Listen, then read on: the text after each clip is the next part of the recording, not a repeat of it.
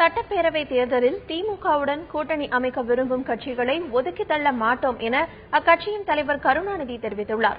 திருவாரூரில் சுற்றுப்பயணம் மேற்கொண்டுள்ள திமுக தலைவர் கருணாநிதி காட்டூரில் உள்ள தமது தாயார் அஞ்சுகத்தம்மாள் நினைவிடத்தில் மலர் தூவி அஞ்சலி செலுத்தினார். பின்னர் செய்தியாளர்களின் கேள்விகளுக்கு பதிலளித்த அவர், திமுக தேர்தல் அறிக்கை ஜனநாயகத்தை முன்வைத்திருக்கும் என்றார். வரும் சட்டப்பேரவை தேர்தலில் திமுகவுக்கு வெற்றி வாய்ப்பு பிரகாசமாக இருப்பதாக தெரிவித்த கருணாநிதி, தேர்தல் கூட்டணி என்பது விரும்பத்தக்க ஒன்று என்றார். ஜனநாயகத்திற்கு வெற்றி தேடித்தரும் கட்சிகள் கூட்டணியில் இணைய விரும்பினால் அவற்றை வரவேற்போம் எனவும் கருணாநிதி தெரிவித்தார். கூட்டணி இருக்கத்தக்க ஒன்று அல்ல, கூட்டணி வரவேற்கத்தக்க ஒன்று. கட்சிகளை உதவி தள்ள மாட்டோம். எந்த கட்சியானாலும் ஜனநாயகத்திற்கு வெற்றி பெறுவதால் அதை வரவேற்போம். மீண்டும் திருவாரூர்ல போட்டிடுவீங்களா?